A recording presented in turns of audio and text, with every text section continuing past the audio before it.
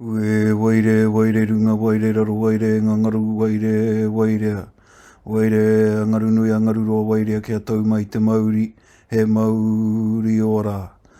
He mauri tiaki mai nei te ora kapute ia hānuku ia hārangi koia ko te hāora o te tangata. Ko wahaka ki, ko taringa ka mau, ko wānanga ka hua. Ko ia rā e rongo whakairi ake ki runga kia tīna whāno whana ke tū mai te toki a haumi e. Hui e, tai ki e. Kia ora. Welcome to the Whakapuawai Podcast Series developed by the Centre for Indigenous Psychologies. During this series, we aim to deepen understandings about what Indigenous psychologies are and why they matter. Through our conversations with Indigenous people who are leaders in their areas of expertise, we will highlight how Indigenous psychologies are guiding, being incorporated into, and transforming ways of thinking and doing across a range of disciplines and applied areas. So join us on this journey as we delve into the varied worlds of Indigenous peoples and better appreciate how Indigenous psychologies are affecting positive change in Aotearoa, New Zealand and beyond.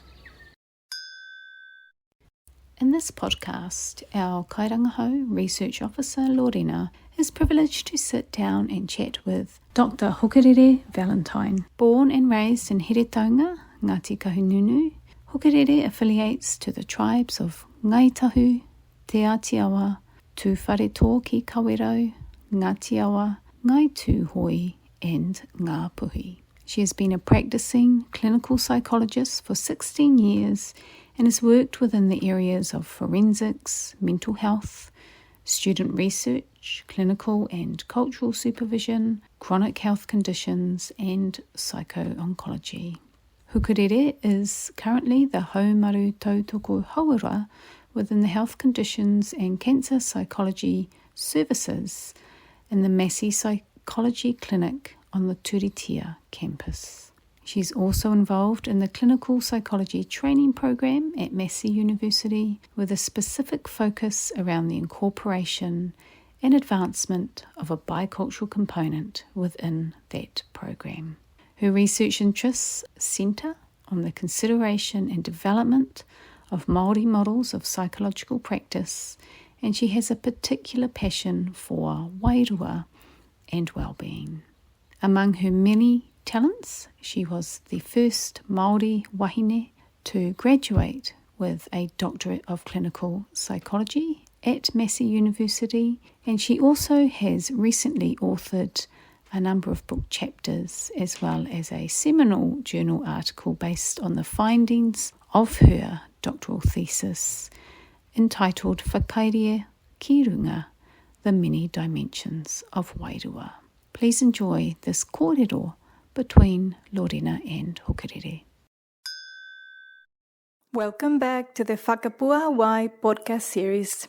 In part 1 of this episode, Dr Hukarere Valentine shared many stories exploring wairua and its intersection with psychology. In part 2, we delve into the approaches to Māori knowledge in current psychology, clinical psychology, and academic settings. Enjoy part 2 of this thought-provoking kōrero with Dr Hukarere Valentine. It's the same in the psychology space. While it can work sometimes, it's not going to work all the time because you can't speak Māori for me. The rongoa that I need is in my culture. Yes. You don't actually know how to access that. So you need to recognise how to find me that. And that's not always done. So sometimes, but even like me, being able to sit there and go, okay, they need somebody else. Yeah. And I can actually say, have you tried all of these? Yeah. Have you tried this? Do that. Because, I don't have all of the answers and I don't profess to, but I do know how to recognise when they need something more and being able to facilitate that. How do you think Indigenous psychology is doing what is happening? Because for me, it doesn't feel like a field, it feels like a movement. It really feels like a movement, and a movement that has very deep roots in millennia of of thinking and knowledge and matauranga. How do you think Indigenous psychology is changing the whole field of psychology? I think, because I think, thinking about what we said earlier, I think Western psychology thinks that we're creating this, and we're not. We're just actually bringing back what's always been there, and they find it really hard to accept that, to the point where, and I think the barrier is in them not accepting that they don't get it. They need to actually get that this is going to help. You know, like I was saying about the statistics, and I had experience, and it was a personal experience with one of my daughters who had a postnatal depression, apparently. A lot of things happened. She became unwell. We went to the mental health team, and they talked about postnatal depression. But the challenge for me was, I said to them, she doesn't have postnatal depression. This medication is not going to work. She has trauma, has been, you know, because I was doing all of these things. But they ignored me. And I'm a psychologist, and I'm a clinical psychologist, and I think that threatened them. When I spoke to the psychiatrist, he was better.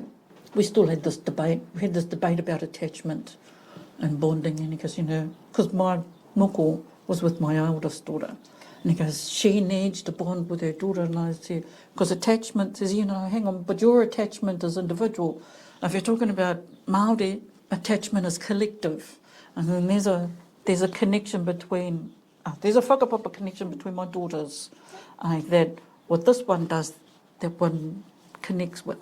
And so my moko will attach to her mother because of that. And he looked at me and he went, because he wasn't Pākehā either.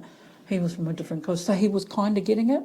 And it wasn't until we talked about how things were traditionally, and then he started talking about it like in his tradition, which was the same as ours. And I'm sitting there going, yeah, but bro, you just told me that this attachment thing is what should happen, but you just contradicted yourself. You know, and it was quite funny. But he got me. And I says, there won't be an issue. But the nurses in the team were really, really adamant. And I thought, you know what? And what I thought at the time was, if they're not listening to someone like me, who knows what I'm talking about, how the heck do our whānau get through this? And that was shocking for me. I knew it was an issue, but not until I actually experienced it, and I know what I'm talking about. They did the whole, and I said to them, you know, the medication doesn't work. I'm coming back and you and I are going to have a conversation. And it didn't work. You know, it didn't work at all. Surprise. But, you know, I remember thinking, yeah, they sent their plan, which they must have 5 different Māori models in their plan. I go, this is so confusing, it's not funny. Because they didn't actually know what they meant at a deeper level. So I went back to them and I said, this doesn't make any sense. You need to explain it to me. And I'm sure they were happy to get rid of me. But I still left there without having felt that we were heard. In thinking about even that practitioner that you were talking about, that saw your daughter. For that brief moment, he shifted into that cultural person, which was lovely, because then that cultural person didn't leave. You know, he got what I was saying, and we got, you know, so and it was good. It was good. She didn't mind him. It was the other stuff, and that was because part of them was doing the she's Māori, and so their child was in danger, and that's what they were throwing at us. Because at one point I did say to them, "What are you trying to say?" And they were, "What do you mean?" And I says, "I can read what you're feeling, and we need to have a discussion about that because my moko is safe. That's not what the issue is here. We're here to talk about how you're going to help my daughter." Yeah. You know, but they never shifted from that. And I don't think, when I did share stuff, I said to them, I want to share a few things. When you're engaging with Māori, and if you know that wairua is important, then I'm going to feel what you're saying first before I hear it. And so if you're in the back of your mind going, Māori are bad, Māori are violent, that's what I'm feeling in this session, I'm not going to stay here, I'm going to leave. And actually my kid got up and stormed out at the end, and I thought, okay. I got why though. She was already vulnerable. Right. She was feeling that as well. And it was an out for her as well, so she didn't want to be there really. but they didn't help themselves either. And so the system has taught them that on top of, and it's become so ingrained that they do that. And so one of the things we do with when we talk to our students about stuff, and one of the questions I ask people is, how will Māori benefit from what you're doing? And they look at me and they go, what? Because it's all about, I have all of this knowledge and I'm going to give it to you because that's what's needed. But if I go, so how do you think Māori are going to benefit? It shifts the dynamic back to what, you're not the one deciding what's important, they are. But that's the question I ask them. How will Māori benefit from your study? And they go, well, we will do this and we will do this and they'll benefit from that. And I said, how? How was the question? And they don't actually know, which is fine. Yeah. And I says, I need you to accept that and actually go and ask yourself, well, how is this that? Because I know how it's benefiting you, but just because it benefits you doesn't mean it benefits Māori. And actually, you're asking Māori to engage in this study that actually is only going to really benefit you. So how your Māori participants going to get anything out of this particular study? And they may not, but accept that. Stop trying to come up with other things, or think about how you can give back to them, because often Māori aren't the recipients of koha for you. You do, oh, well, cool, awesome, thank you, see you later. And then they some of them will engage because they want to. Yeah. But you don't give anything back. And so often you're the one that comes, but then you make these things up. Well, because we're going to learn this about Māori here, but they already know that. Māori already know this, so how do you think they're going to benefit from something they already know?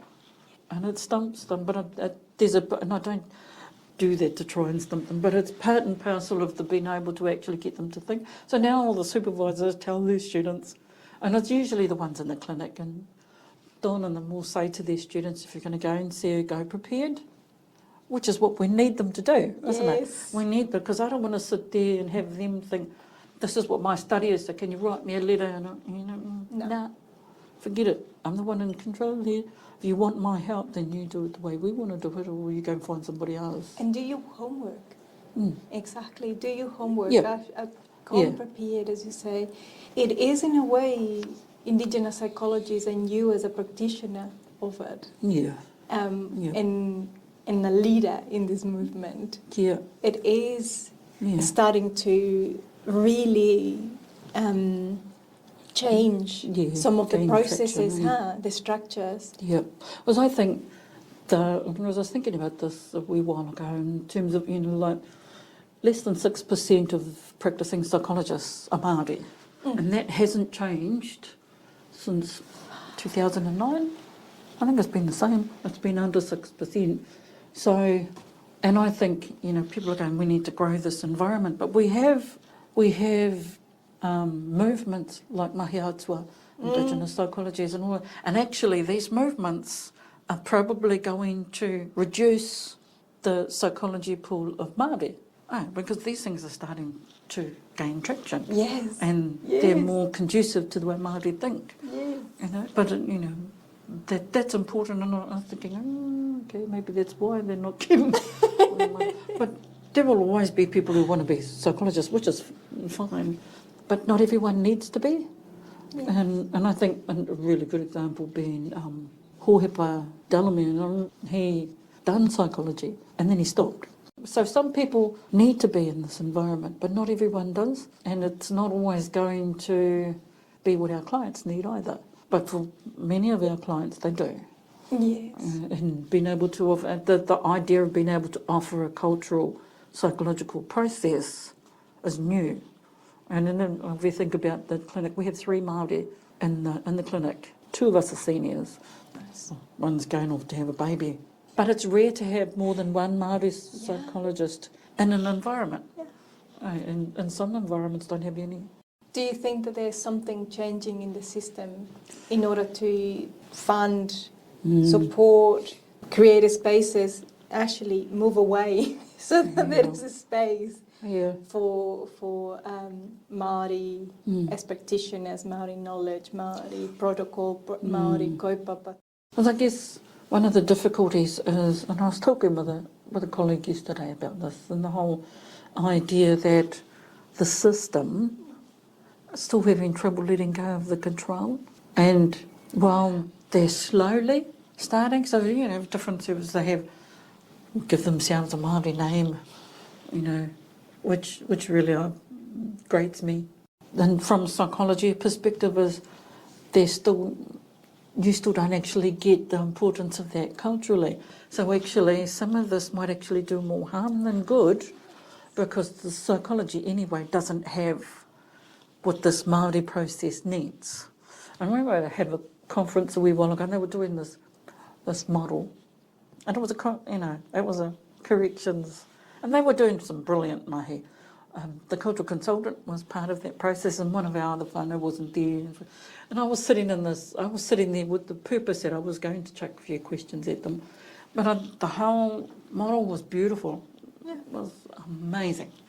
And then they come to the questions, and I put my hand up and I said, so my question is, who maintains the integrity of that model that belongs to Te Ao Māori? Because let's be fair, it doesn't belong to you, it belongs to Te Ao Māori. You're borrowing it, so who maintains the integrity of that? And I had all these people around me that all started to jump. They were going to answer the question for me, and I went, Duh, if you need to answer the question, you go down there and answer it, otherwise keep quiet. I want to hear it from them because they're the panel. And they all looked at me like, what? Keep quiet. I want to answer from them. And they stumbled with it a little. And I says, I'm not trying to be difficult, but this is part of me being able to do the best that I can to maintain the integrity of something, or to at least have that conversation with you for my ancestors that struggled with you taking that off them. And now you're giving it back to us like it's okay. And the cultural consultant looked at me and he says, I understand. And I said, because to be fair, if this goes haywire, then he gets the brunt of it, not you fellas, because you're Pākehā, but he's the one that should know better. He's the one that's going to get the brunt of it. And he was shaking his head, and I said, so, you know, the model is beautiful. That's not the issue. The issue is that it belongs to Te Ao Māori, and so at what point do you give back that mana to Te Ao Māori to be able to enhance that model the way it should be? Because all I'm seeing is Pākehā stuff being put into a Māori process. You know, some point is going to think. You have to say that the system is trying, but they're still not hearing us. And even simple things like karakia, you know, if we're going to learn a karakia, we'll do karakia every morning, which is great. But I've said to some people, what happens when we're going mātua in the room from a karakia perspective, should be the one doing the karakia, and you fellas all decide to do the karakia, what happens? Because there's a mana diminishing process going on in that. So I get that you fellas want to learn, but the face value, at least they're starting, but it's being able to start at a level that doesn't diminish the tikanga of the process. And that's a wairua thing, that's a mana sort of Māori wairua thing that they don't get it. And to be fair, they may never get it, and that's okay. They have to be able to recognise that they're not going to get that and go and find somebody that can. And I think a really good example, there's one more story, back when I was working in corrections, we were having this conversation one day during morning tea, and the principal psychologist was talking about, they had back then during the Māori therapeutic model, had actual matakite or people that could. So he was talking about this experience with one of them. And I was listening because I knew the people they were talking about. One of the staff, actually halfway through at the end, said, see, I don't believe that. I don't believe that's what happened. Something else must have happened. And then everyone looked at me. And I looked at her and I said, okay, cool. What? What was it that happened? And she goes, well, I don't know. And I said, well, humour me. what do you think happened? Well, it had to have been something else. That couldn't have happened. And I went, oh. I knew everyone at that point, people were starting to slowly leave, and I wasn't letting it go. But I said, so let's say, for argument's sake, you're the psychologist. You were brought in to go and see this client who's clearly, from the Māori perspective, is having a wairua experience, a negative one. What would you do? And she goes, well, I would do an assessment to prove that that's not what the issue was. And I went, wow. That's not what an assessment is about, though, is it? An assessment is about gathering information to actually formulate what is going on so you can create therapy, regardless of what it is. But at some point, what do you think you should do? And she looked at me and she goes, what do you mean? And I said, well, it's clear that you don't understand this. That's okay. But you need to recognise that your bias is getting in the way of effective therapy. Because actually, you don't believe that that's what happened. That doesn't mean that's not what happened. But it's because you don't get it. That's ethical. That's unethical for a psychologist. And she looked at me, she got really upset. And I said, so humour me.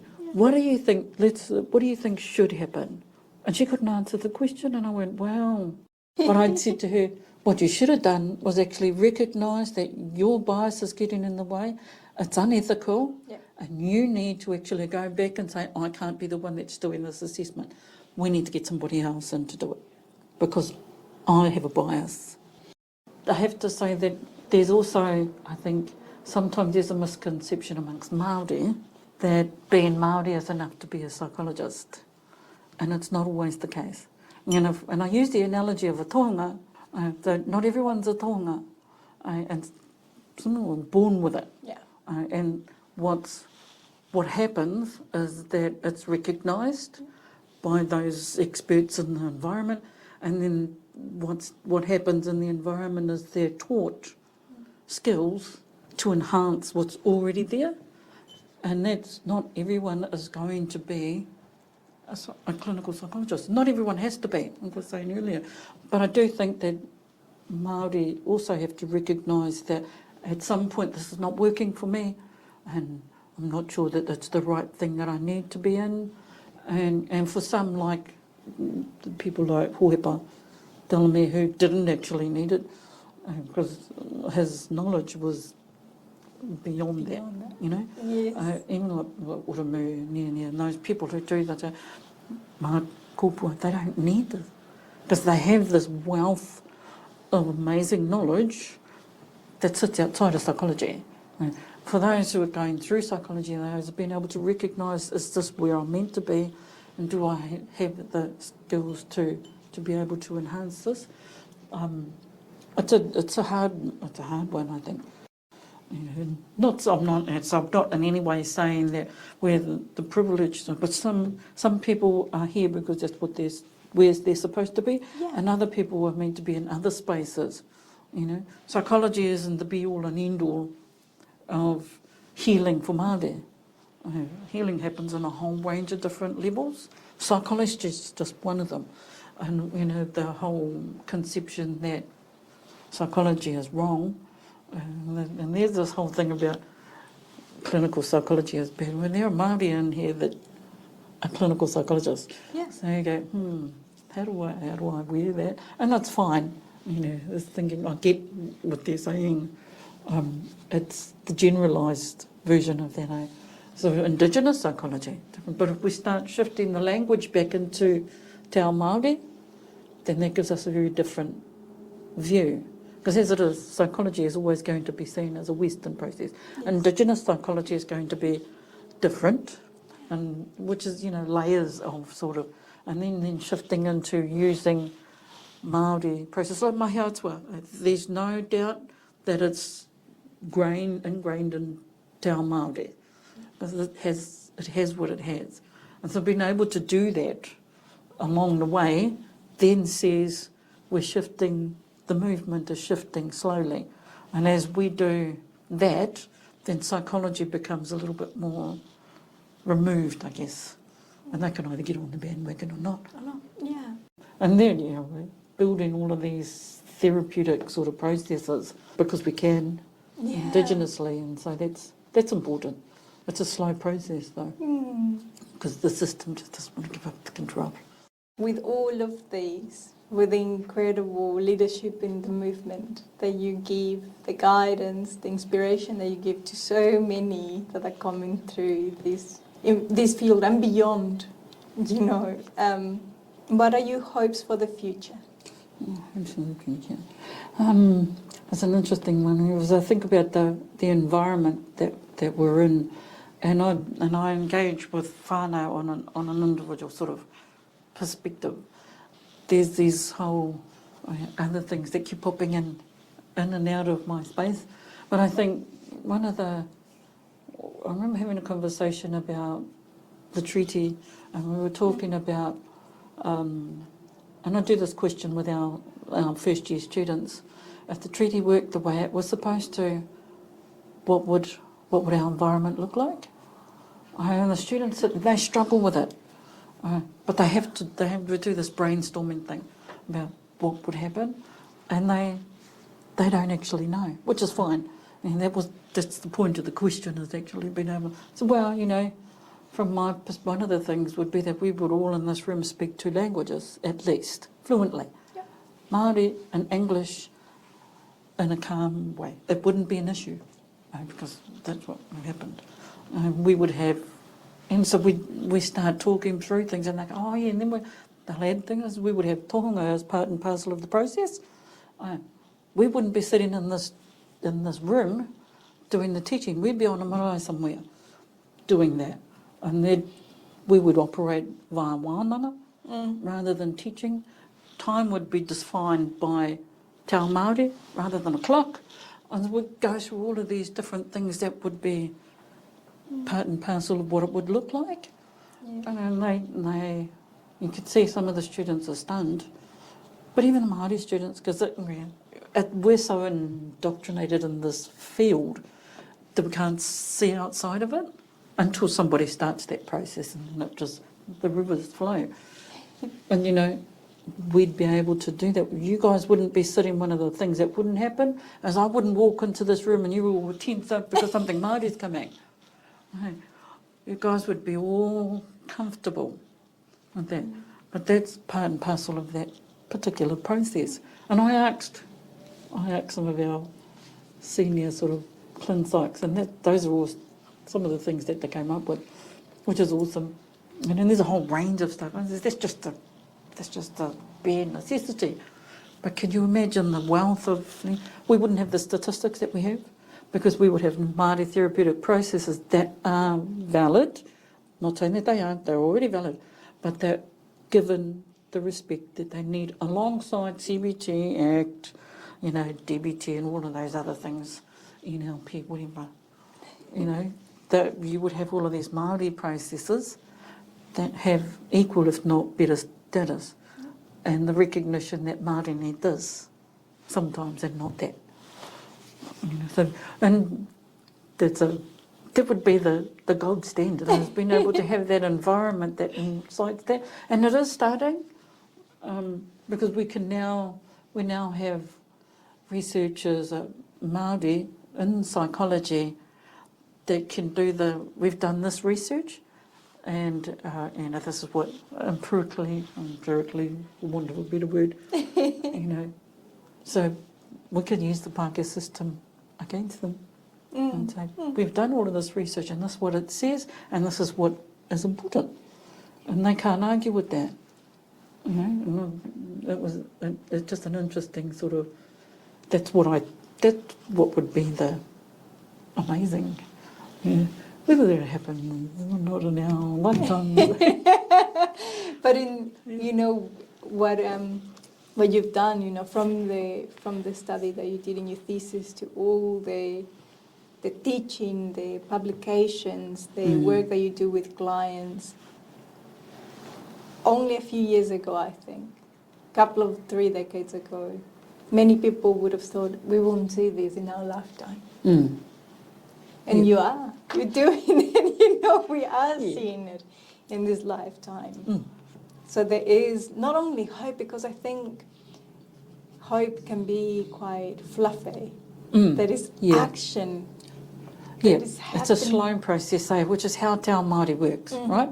You know, it's incremental movement, not, you know, we've got for an hour, and we need to get all of these done in an hour. It's actually, we're going to move slowly and incrementally around, and we don't stop. It's just how the movement works, which is what is happening. And before we know it, you know, but yeah, like, we have people like Mason who were, you know, and he came up with where, you know, it's quite funny, we were talking about Te Whare Whai, and we're listening to Maihana's kōrero when he talked about his dad, saying, you know, your dad was given 10 minutes to sum up 4 speakers, and that's what he did. And he used that, and it's a household name now. Yes. And I said, so the next step is actually being able to say, because, and that's another story anyway, one of my professor supervisors, way back, when I was still studying, we had this conversation about Te Whare Whai, and he said to me, you know, Hukarere, we have a Te Whare Whai too. And I looked at him and I went, I don't doubt that. I'm not saying there isn't one. And I said, but there's one big difference between yours and mine. And he goes, what's that? And I says, I'm Māori and you're not. And I says, I don't mean that disrespectfully, but my cultural beliefs are different to yours. So while your holistic model might mirror mine, it's not the same. Because we think about, you compartmentalise all of these, but we don't. They're all you think about whakapapa, it's all one layer on top of the other. So things like te reo Māori don't actually exist just in the wairua space. It exists across the continuum. And that's what's different about mine to yours. You would compartmentalise them, whereas we don't. They exist in, even if you think about medication, it exists in all 4 of those in order for you to formulate an effective. But the fact that you don't actually have a clear handle on what wairua is means that it's going to be a little bit different. And the tinana perspective is different to yours. So that's the issue, is that just because you have one, it's not the same as mine. And you know, we can say that to bang our head against the brick wall till the cows come home. You know, it's something that they still don't get. Exactly, and there's that continuous belief, you know, that you can simply change names and put Indigenous words on them, and but it's not a mirror. It's not a mirror, and because we're talking about very different philosophical views of the world, understandings of the world, when there's a lot of tendency, from my point of view, in Western understandings of isolation and separation is a system and process of separation and categorization. And for a lot of our Indigenous cultures, it's about connection, is about relationality, is about those, as you said, that fabric, that layering of everything, and that if everything is interconnected, you can't just simply do this part of the person, or the person as not being part of something else. Because I think an example recently with a student who's done some research, and one of the participants talked about mana, and I talked about, we had this conversation about mana, and she goes, oh, okay, I get that. That's like self-esteem, eh? Yeah. And I looked at her and I went, no, it's not in the slightest, not even on the same level. And she looked at me and I said, no. And, you know, that's part of those challenges that you have to actually be able to actually say, no, that's incorrect. And because we all too often try and soften the pillow for them, eh? As actually we need to say, no, that's incorrect. And she was a little bit stunned and she went, oh. She says, no. And then we left it at that. And I said, so ask them what they mean by that. Don't make an assumption what you think they're saying, but that's where we get stuck. But ask them, what do you mean by that? And if they can explain it, they will. And if they can't, then they won't. And it's amazing that some of our Pākehā colleagues are doing their best to try and be Māori. But what happens is they go from knowing nothing to wanting to learn about whakamā. And I go, no, learn how to say kia ora first. And they go, oh, but I can say kia ora. No, you can't. Start down here first before we do anything about that. And they get frustrated, but that, some of the things that are happening now, people are starting to get it, but that's because we're now starting to draw a line in the sand and go, that's not good enough. Forget it, we're not doing that. Because it's unsafe. And I say that, if we do that, then there's a likelihood it will cause more harm than good. And there's always that dynamic with John and I about thinking about what can we do with the students that keeps it safe. And it is about keeping it down at the kia ora level, because they don't have the capacity to do anything more. But sometimes what we do is we show them what this looks like and what this looks like and where their knowledge base is. Well, their knowledge base is still down here. They can't do any of this up here because they don't have the knowledge base for it, and it makes it unethical and unsafe. I had cultural supervision session many years ago, and one of the people in the group had heard about Margaret, and she raised it, and she said, "Can we learn about that?" And I went, "Nope, not at all, not on any level. Sorry." And she goes, "Oh, but it was mentioned at Osborne." Yeah, that's lovely, but no. If you want to do that, you need to get a tohunga, a kaumātua, or a learned person to be able to come and do that. But she kept saying, yes, but it was right. I don't care. It's not happening. Not here, not today, not with us. It's unsafe. It's unsafe not necessarily for her, it's unsafe for us. I'm not having that discussion without the right people here to have that. And I think they were quite shocked, and it's one of those areas of Te Ao Māori that you don't have access to, and unless you exist on the level that can keep it safe, that's fine. But right now, I don't have the capacity to keep it safe, so we're not having that discussion.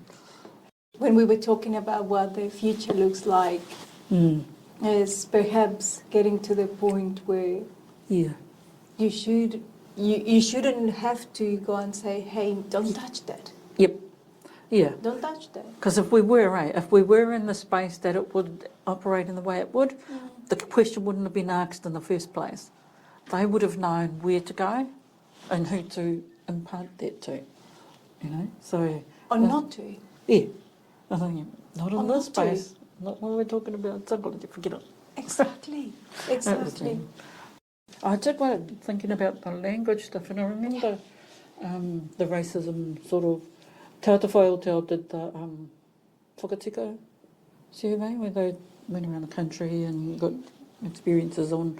And I was interested, I was reading it and the whole idea around how many Māori actually spell their names out in a when they go into a shop or anything like that. And I had to have a giggle because I do that all the time. It's second nature, eh? We just do the whole... sometimes now I do my best not to do it, but I'm in a hurry sometimes, so I spell it for them. And I remember there was back when, before psychology even came along, and I was working in a different environment, and I'd had my oldest daughter, and I named her specifically the way that I did because the name, my grandmother, she's named after my grandmother, and everyone calls her Morehu. But her first name was Waifakata, and that's because it's easy to say, and it's my grandmother's sister. And in my mind, I was balancing the strong personality with the toe personality, and that's what I was doing. And she does both of those. But I use Waifakata because it's not hard to say as her first name, but everyone calls it Morehu. And when I went back to work, and one of our admin staff said, so what's your daughter's name? And I said, Waifakata. And she went, I can't say that. And I got upset. I got really upset. And I said to her, it's not hard to say And she wasn't even going to, so of course, you know, me being me, I wasn't going to let her go until she could. And I says, follow me. And she got really, really nervous. And I said to her, I'm sorry, I'm not going to let this go until you actually give it a go. And she looked at me and I says, it's okay. I could talk you through it. So we did. And she got to the end of it. I said, see, but you made a huge assumption because it was Māori. You weren't even going to engage in it. I get that, but, you know, this process is about, I named my daughter so that people like you could say it okay. And I says, well, that, you know, I probably shouldn't have, but I love the name. But she did in the end. She said it with reluctance and a lot of anxiety, but she did it. Because I wasn't going to Let him go. you know, would I do the same thing now? I probably would. Yeah. But I would do it differently.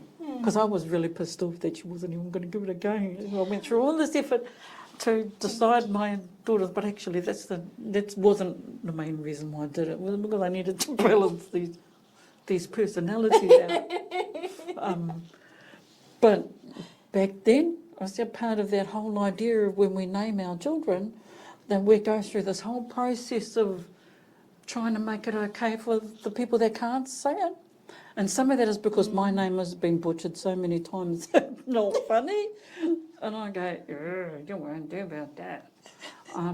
And, you know, even by Māori have made fun of, you know, they shouldn't have, but they have. You know, and the whole might being able to say, it's not hard to say. No. And you know that whole process. But I think there's all these little things that we do, that we've done, that we've been socialised into doing it. We don't actually recognise we do.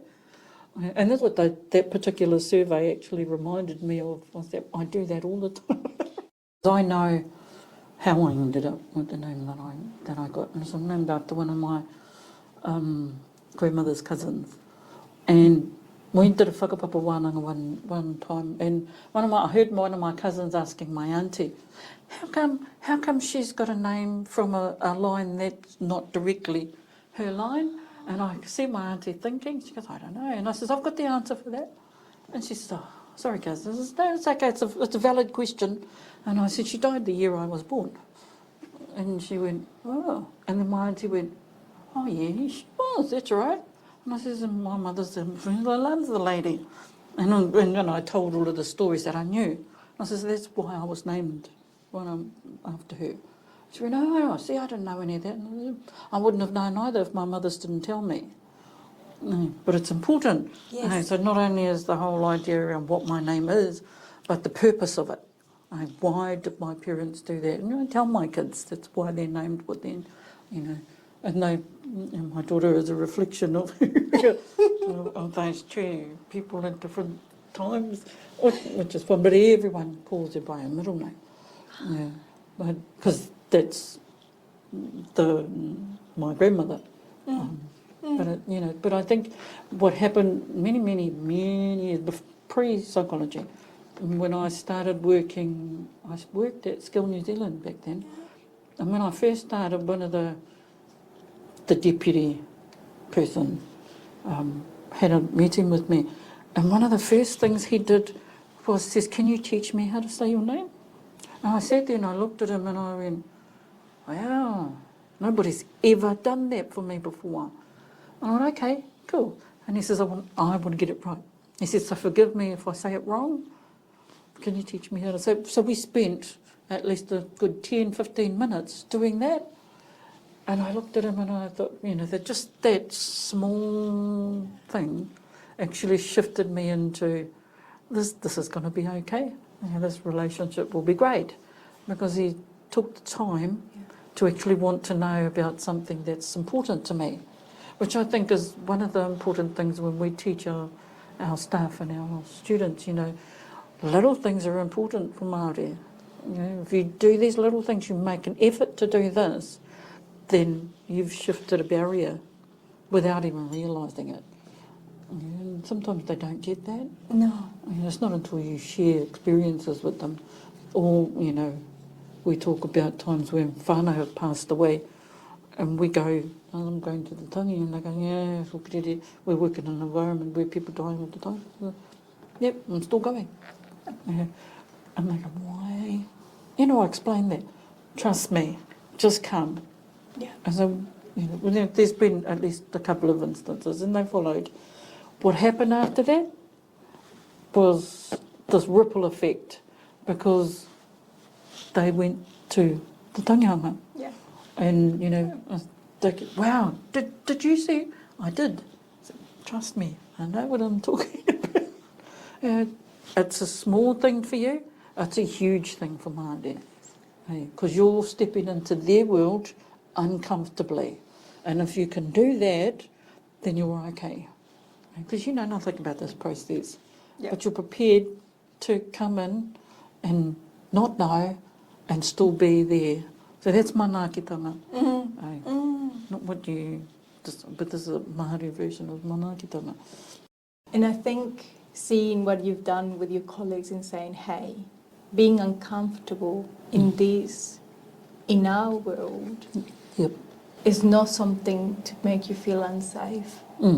Yeah. It's important, being able to recognize, because I don't, the rosy version of anything good comes from a good process. Actually, sometimes some of this good stuff comes from the broken spaces, and it's being able to recognise that, and to work with it sometimes, or go through it, and because that's what a tangihanga does.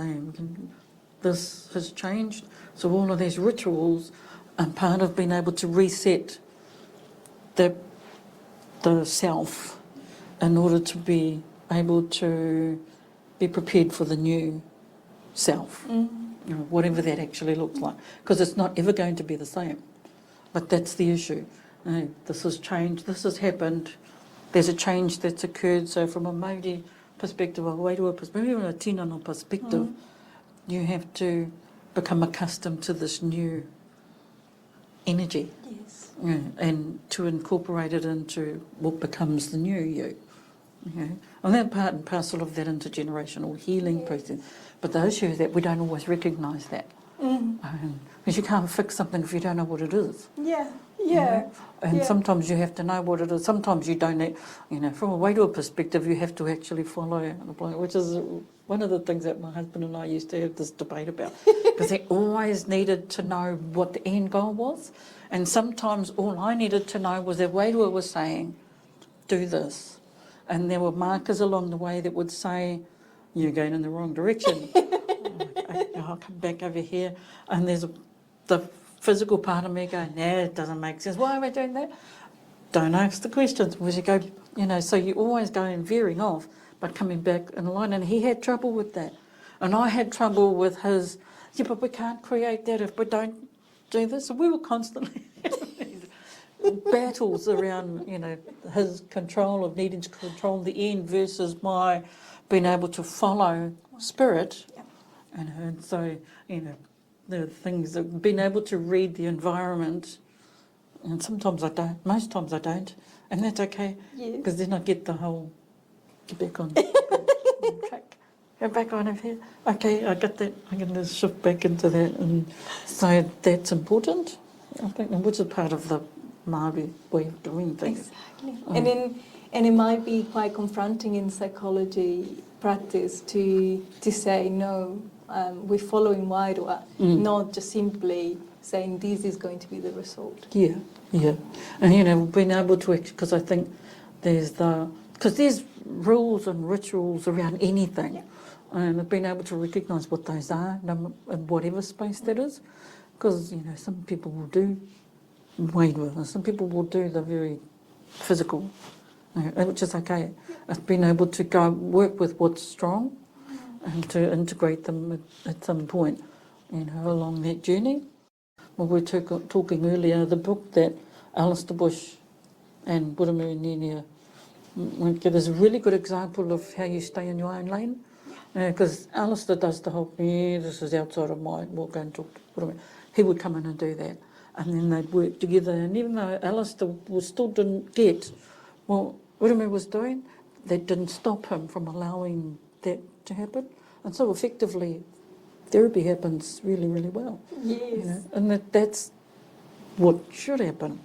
And it does, and I'm pretty sure it does in different areas.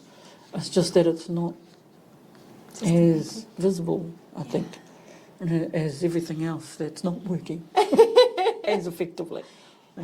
And as we were saying, you know, perhaps the vision of the future, a lot of that is happening at the moment in different places and spaces with different people and different practitioners and thinkers and like yourself. Because I think it's important to be able to say that from a Wairua perspective or a Te Ao Māori perspective, that there's a level that you always have a particular level that you can get to. You need to do a whole range of other things to advance. But there are particular people that are at the pinnacle of that level, and that's why they're there, is because for a whole range of things. Yeah. But I think Western, there's that whole thing about, I just need to, and so I know this. But it's been able to recognise I've read this and I can do that. And down here, I'm not there and I may never get there, and that's okay. You know, that it is what it is. But you're not going to be an expert in my, you know, and some of that is purely because you're not Māori. Exactly. You know, I'm not, it's like any other culture. I can understand it and I can do different things, but I may never know the full extent of it because I'm not of that culture.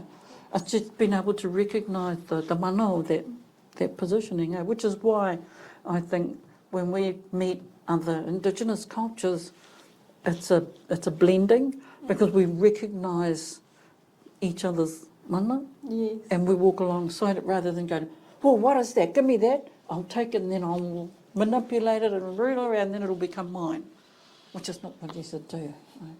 And I say that often to people. Some of what you're not going to know everything because you're not Māori. Heck, I'm not going to know everything purely because of where I'm at, and that's okay. There are people that do know that, and I know how to get that information or how to impart that, and my role is to do this. My role is not to actually go and tāhai this one and try and make it mine. They're the expert. Yes. You know, I'll go to them and go, what do you think? And then work with them rather than, I want to take that. Repackage it and and then sell it as mine. First, I wanted to say thank you very, very, very much, Okay. for your incredible wisdom. Thank you very, very much for the story shared, for the names spoken, for speaking who you are. Your stories are vital, I think, for so many that come after you. And, you know, I see from your students the incredible strength that your work carries for them. And as, you know, only here, I cannot even begin to understand the impact that they will have in those clients that you have and in your own whānau. So thank you.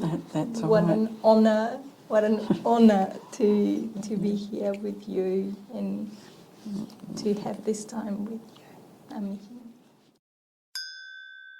Unuhia, te tapunui kia wātea. Wātei runga, wātei raro, wātei waho, wātei roto, ka wātea, ka wātea. Ka wātea kia i o te noho kia māma, te noho kia ora, te noho. Ko e rā e rongo whakairi ake ki runga kia tīna, aumi e, hui e, tai ki e.